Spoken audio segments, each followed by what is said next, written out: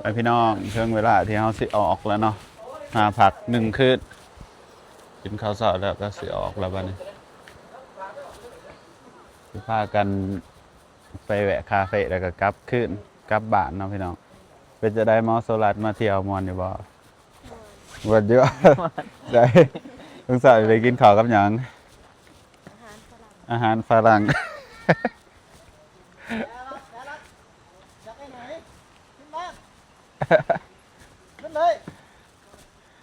ตัวเด่น2 ตัวเป็นสิไปนับอีกแล้วเนาะ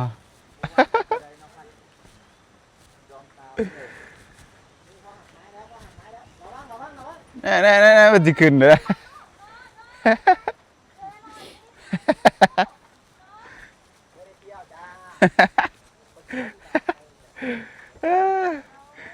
ตัวเด่นไม่ได้ไปด้วยเฮ้ยน่าสงสารจริงเลยดูหน้ามัน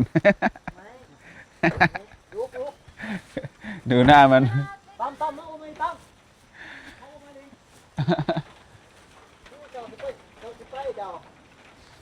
มาขอยืมกันนั่นเลยนะมันจะติดรถแลนไปเลยอยากไปน้ำไม่ได้ไปเอ้ย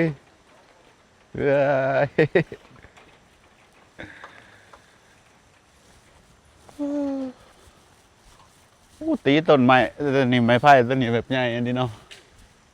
ต้นไม้ไผ่หวานพวกนี้แต่ใหญ่ๆแกงนอหนึ่งนี้เบิดหมู่บ้านกินสบายเอาเอามันไปน้ำซะนี่พันธุ์โกลเด้นนะครับเลี้ยงหมาใบ2 ตัวแครอททักทายกล้องแหน่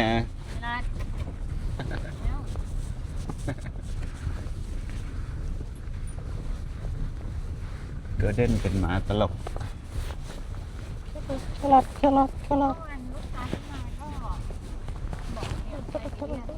อ๋อถ้าเอามานี่น่าจะโอ้ไซบีเรียนมันอันนี้เกินมันดื้อเกินของผมขนาดเลี้ยงโกลเด้นที่บ้านหมดค่าเป็ดกับค่าไก่เขาเยอะมากมันไปกัดที่เขาเลี้ยงแพะอยู่ข้างล่างเขาบอกว่าโอ้โหขับรถเก่งมากแครอทนี่ไม่กลัวเลยเนาะบ้าดิเนาะมันต้องมีเทคนิคเนาะทางขึ้นเนี่ยไม่ค่อยได้แต่ว่าทางลงเนี่ยอันตรายเพราะว่ามันจะลื่นลงมันลื่นเนาะจอดรถไว้ฝั่งนี้ครับแล้วทุกคนตอนนี้เราก็มาออกมาข้างนอกแล้วเราจะพร้อมเพิ่นมาส่งจะพร้อมรีสอร์ทมาส่งขอบใจไปเอาไปพอกันจะรักซิๆเนาะเอากันนอกให้กูก่อนเจ้าของเพิ่นเป็นคนไทยด้วยพี่น้องว่าเพิ่นมาเอาซื้อว่าจังได๋เพิ่นมามีแฟนเป็นคนลาวจังซี่นะเพิ่นก็เลยมาเฮ็ดธุรกิจอยู่นี่เนาะเฮ็ดธุรกิจร่วมกับแฟนมารัดเอากันนอกมาไปเจอกันดูคาเฟ่พุ่นละไปเฮ็ดเวียกเฮ็ดงานแครอทกลับแล้วเพิ่นเลี้ยงโกลเด้น2 ตัวต่างหากกะลิครับขอบคุณครับ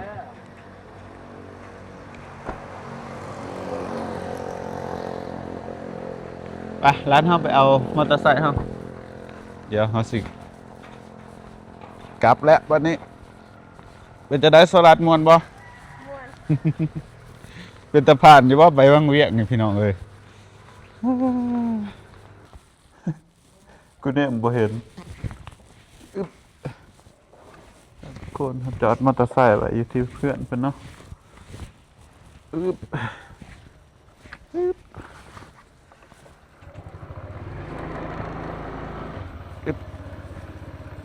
เลี้ยวเมื่อวันนี้เมื่อบ้านแต่ว่าก่อนเมื่อบ้านนี่สิไปหาแวะซื้ออะโวคาโดก่อนเนาะซื้ออะโวคาโดแล้วก็แวะคาเฟ่กระจอนจังครับบรรยากาศ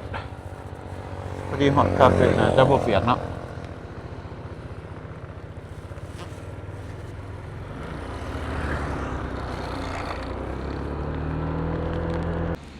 ว่า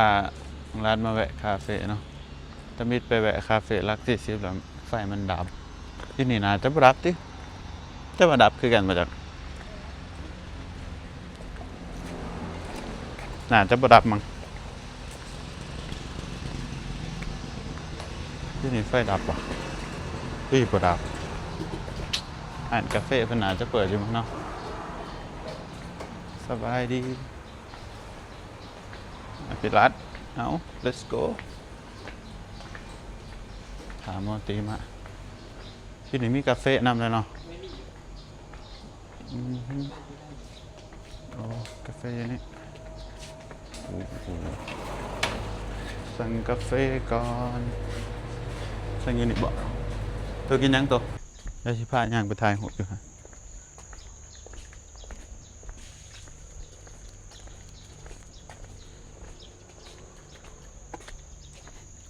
ทุกคนเดี๋ยวพาสลัดมาถ่ายหูอยู่จุดชมวิวกันคาเฟ่ตัวนี้มันมีสะพานออกมาอะไรเด้อโอ้ถามีอันนี้คือสิคักได้พี่น้องเลยถามีหมอกอยู่ลุ่มนี่เนาะงามเลยนี่เดี๋ยวพามาพี่ว่ามาแต่ก่อนมันมีจุดชมวิวเหาะแต่หันบัดนี้เขาเฮ็ดแห่งสูงขึ้นมาอีกตะยานเสียวเนาะโอ้บรรยากาศดีจังเลยโอ้ยนี่มีจุดชมวิวไว้นั่งอยู่แล้วนี่พี่น้องบรรยากาศเนาะถ่ายหูขึ้นมาถ่ายหูถ่ายยังกินกาแฟเย็นๆซึ่งวันนี้มันมีที่พักน้ำพี่น้องให้เด้ที่พักเขามีห้องพักน้ำได้อยู่นี่เด้หากว่าท่านได้เคยมาพักเพื่อหรอกอยู่นี่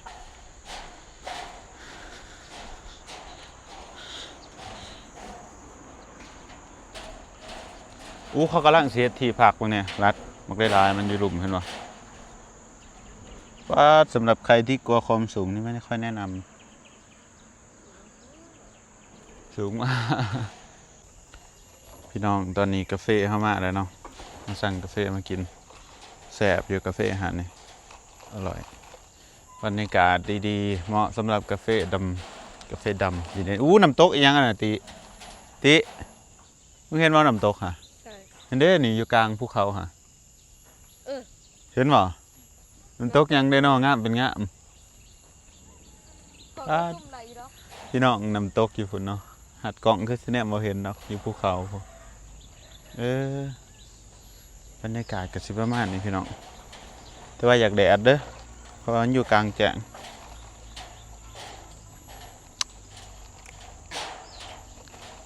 บรรยากาศดีนะเนี่ย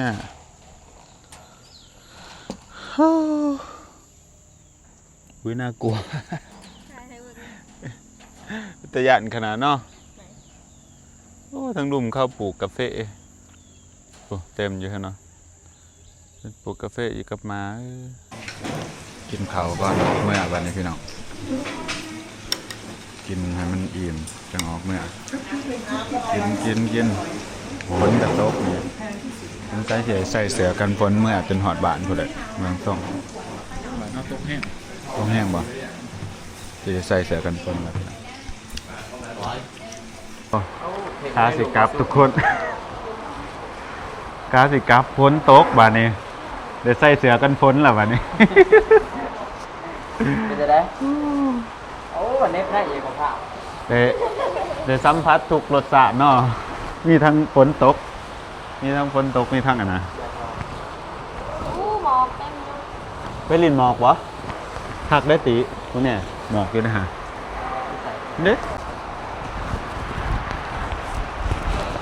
ไปพี่น้องถึงเวลาที่เฮาสิกลับแล้วซึ่งตอนเฮาสิกลับฝนตกตอนหับแบบคักแห้งฝนตกต้อนรับแบบซ้ำๆไปจนเยอะ ไปเอาอันนี้มาไหวก่อน ปกติเพิ่นมีรถใหญ่โอเคอยู่แต่ว่าเฮากับบ่เปียกคือกันพี่น้องเฮามีอันนี้เด้อ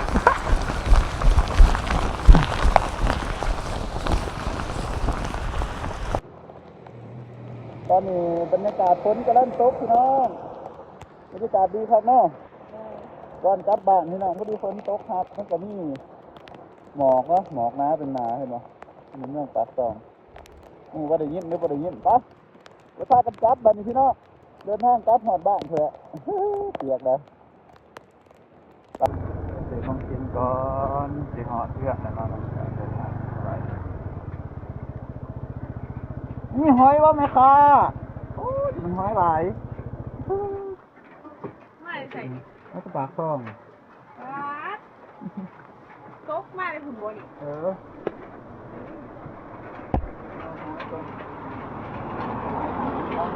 รถเป็นเก้าเหรอ แสนสาม เป็น3เอา2 โลก็ได้ มาเกิดกล่องเลย 250,000เนาะ ไปเที่ยวหรอ เอาบุคคลเดียวที่ใจเหรอนี่คือมันจะปากซองเลยว่าใช้ยาอะไรโอ้โหนี่เขาขายรถเท่าไหร่ โลเปล่าก็ที่เขาขายโลต้องหา เอาในรถนี่เหรอ เลือกไปเด้อ ลืมซื้อที่ปากซอง ไปซื้อไปหดเมื่องั้นลืมมาลืมซื้อกายมาเลยแล้วสิซื้อจะลืมซื้อบ้านครับมาจะปากซองที่เก่าเลย แม่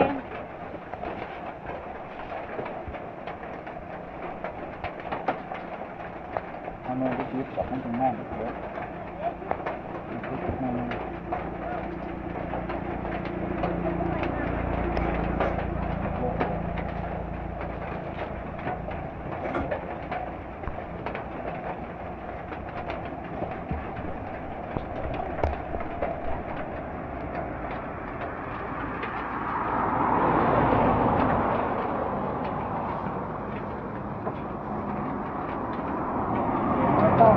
ดึกหนามเบิด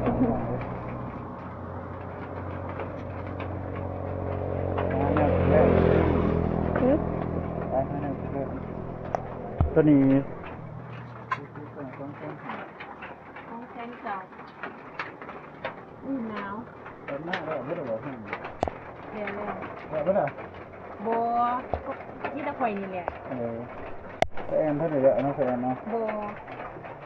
เพิ่นกำลังนำบางนี่นะที่กลางเนี่ยขอบใจเด้อ ลืมซื้ออะโวคาโดลืมแทะลืมว่า มันซื้อก็หาโลดีกว่าตายนะเว้ยฝนตกแล้วพี่น้องเลยกลับมาหอดป่าบรรยากาศแบบเปลี่ยนไปเลยเนาะชิวกันเลยฝนตก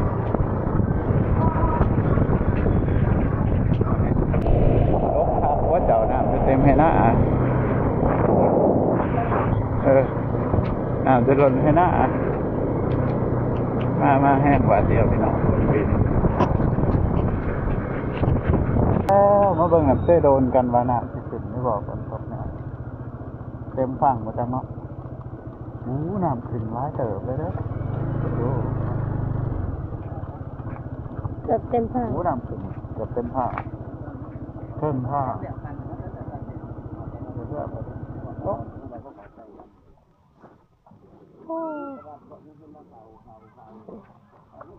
แค่ขึ้นน้อยหนึ่งพี่น้อง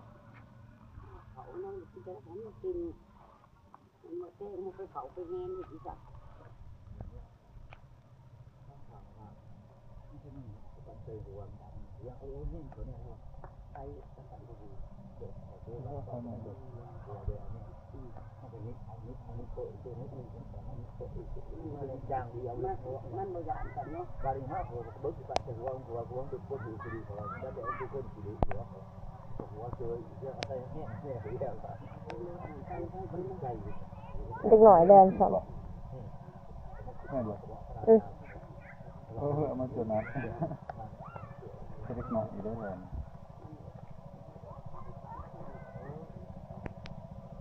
เอา ก็กันนะ บ้านน้อยอยู่หันอยู่นี่เนาะ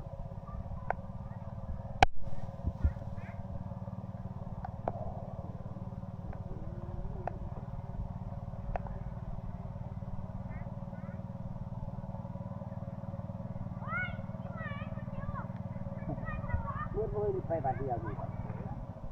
เบิดอยู่นี่จะลบก่อนนี่จะลบไหนอวยรถเตรียมหมอเลยเป็นไงมันจะเสะ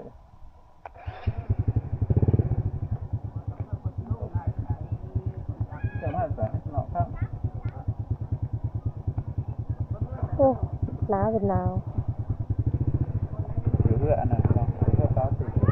อือฮึ ฮะ อีหยัง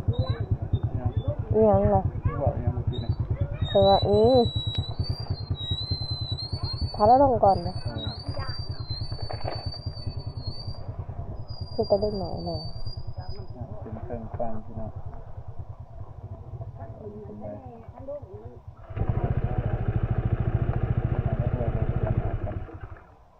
เพราะว่า2 ขั้นมันต้องอวยทางออกอันเดียว ขอหยาดนะ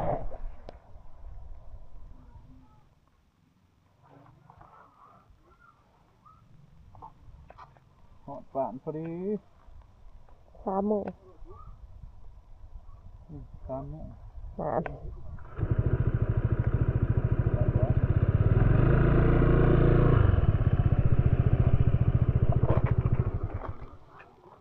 เอาดีๆนะ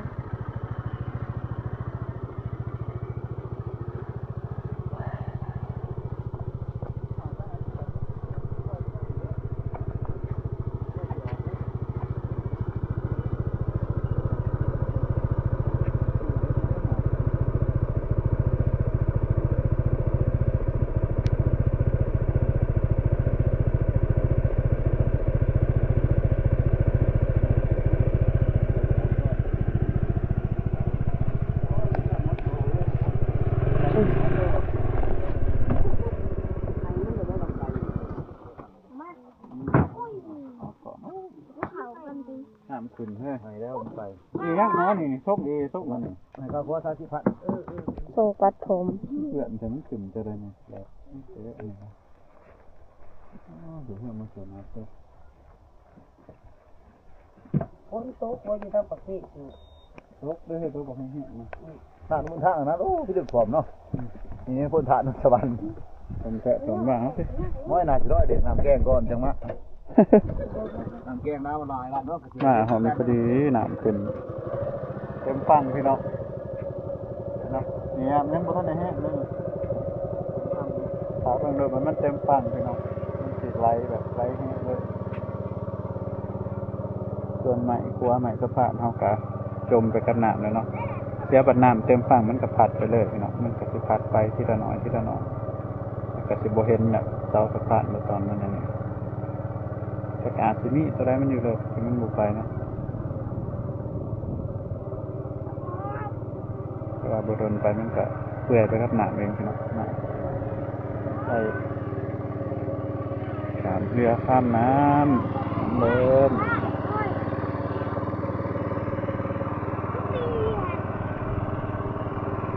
มาถือบ้างตัวนัดก่อนคัดอะไรตัวนัด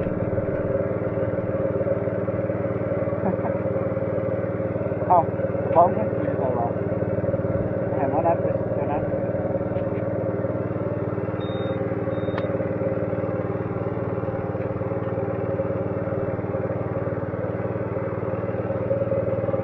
ขั้นเท่าไรนะโอ้ โอ้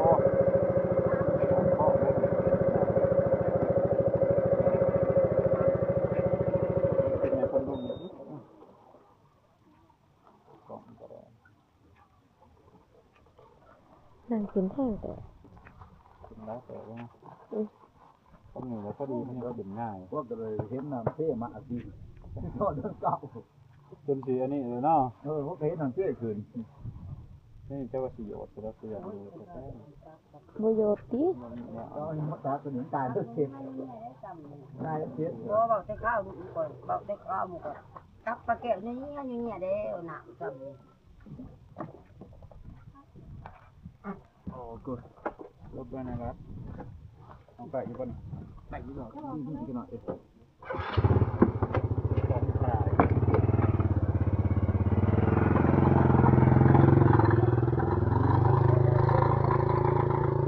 แล้วเนี่ยก็ลูก เงินโตนะซื้อขนมโอ้จะซื้อขนมซะแล้วตีเธอต้องไปดำหน้าว่าตาตีตัว ไปซอยแล้วบ่ ทีเดียวหรอวะยังจะให้โอ้ขักเว้ยจะได้ไปดำซอยห้าต่อเอาไปสีดำสีดำ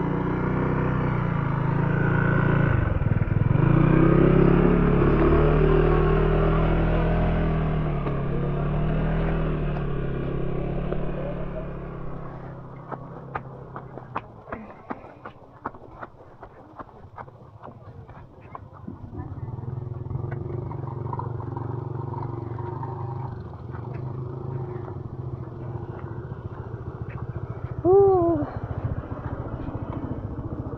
เร็ววัยรุ่นเร็ว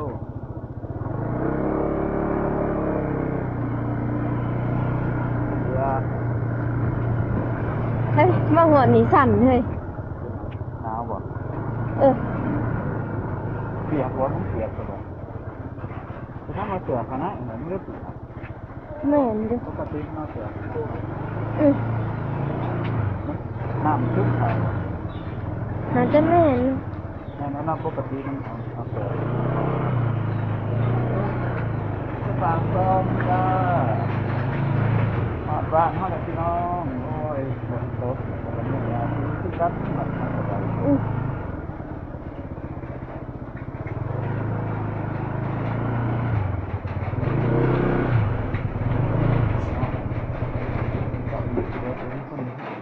ไม่ใช่เอ้ยตีบบ่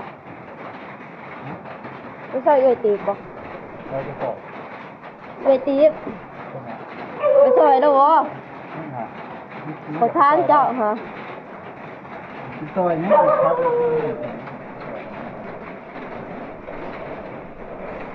บ้านเลยพี่น้องนะ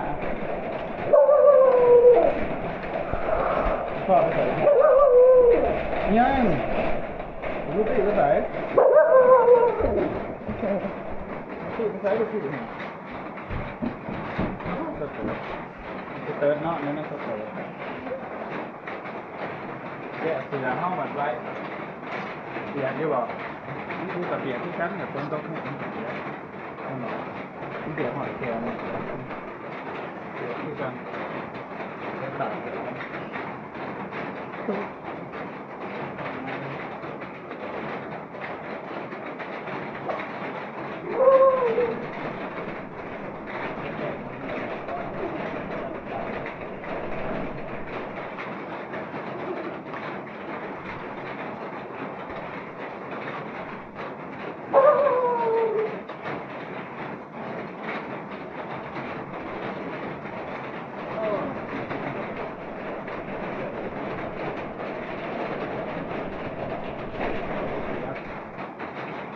Đấy không tục Dạ vâng Ô xài phít nó ha tao sửa như nó Nên là sửa xài nó Nên đang xịp bốc anh ấy đây sửa xài nàyมันกระซึมเขาทางนี้ มึงหัดเสือเอาเสือเขาไหนจะได้จะสือบริหารเขาซะผมบคุบอันนี้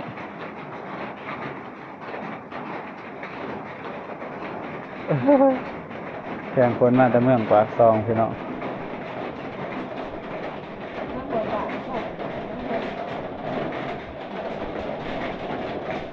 เปียกบ่มึงเปียกบ่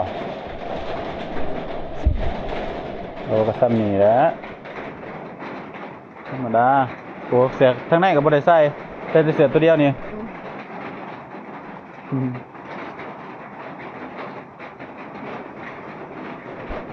แกะแล้วก็ไปตากไว้เอง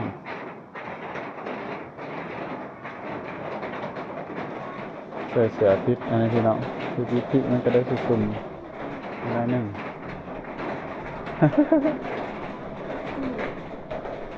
เติร์ดสบายดีมีเพื่อนก็ไผ่มีเพื่อนก็ไผ่ว่าซื้อของมาฝากเจ้าของจะมากได้นี่นี่จะมากแม่นบ่เอา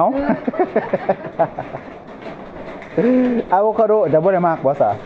เอาบ่แม่นเนาะ คิดว่ามากอะโวคาโดหมุนหัวนี่ของจะมากนี่เอาหอยไปต้มบ่มีขนมมื้อนี่บ่ได้แวะหยังต้มกินแล้วมื้อแรงเด้อ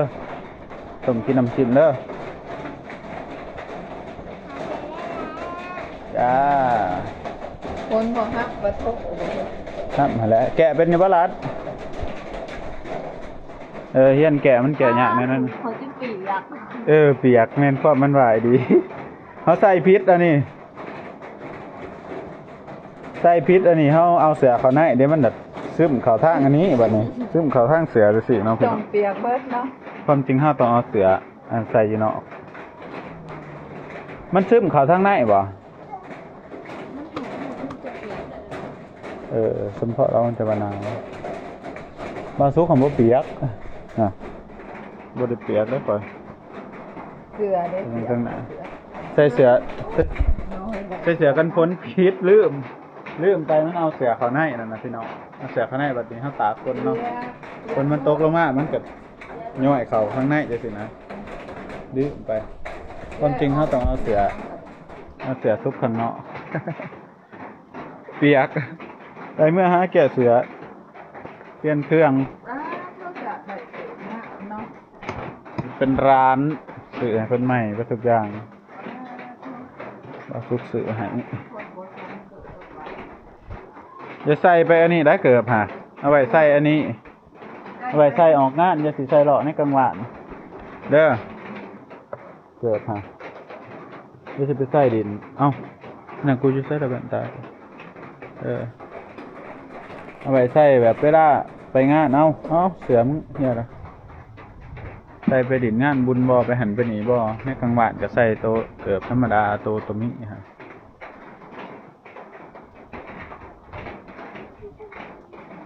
หอดบ้านหอดเพื่อนนะพี่น้องจบทริปเนาะจะได้ม่วนอยู่บ่ไปคักอยู่บ่ผ่านอยู่บ่ไปแนวนี้ลำบากเนี่ยได้พี่น้องเอาเสือป่าโตจับมือหาซากว่ะนี่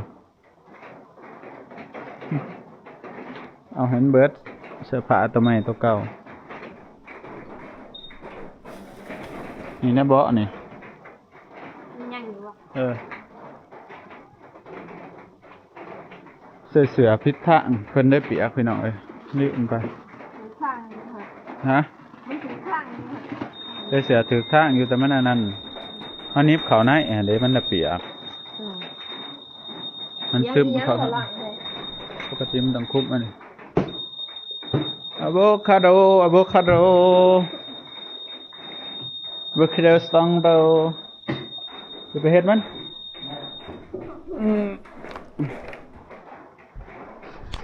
โอเคโอ้ยของจำไปเที่ยวเนาะ ไปเที่ยวมากครบโอเคน้องเปียกใส่เสื้อกันฝนผิดเบื้องผิดแบบ ก็เลยเปียกพี่น้องเลยหมอก็บอกอีกแล้วว่าเอ้าไอ้ซุกมันคือเปียกหมอก็บ่ถ่วงนี่เนาะเพิ่นบ่ถ่วงเฮาก็สิอันนี้ว่าซุกลืมไปบอกให้หมอเอาเสื้อเข้าในหั่นนะก็เลยว่าเปียกไปน้องคลิปนี้เฮาก็สิเบิดเพียงเท่านี้เด้อการไปเที่ยวรอบนี้ก็ไปดินซื่อๆแล้วก็กลับซ้ำมาไปนอนก็ตื่นเช้ามาแล้วก็มาเจอกันในคลิปหน้าฝากกดไลค์กดติดตามเป็นกำลังใจให้2บ่าวซุกในเด้อเดี๋ยวคุณหลายบัดออกทริปไปฝากเนื้อแล้วเวียกแล้วงานพุ่นเนาะเดือนหน้าไปเลยพี่น้องตั้งแต่เดินทางจริงมันเป็นจังไดคลิปนี้ก็เอามาไปลองฝึกงานเบิ่งก็ยังต้องบอกต้องสอนหลายๆอย่างเนาะพี่น้องไปบ๊ายบายเจอกันในคลิปหน้า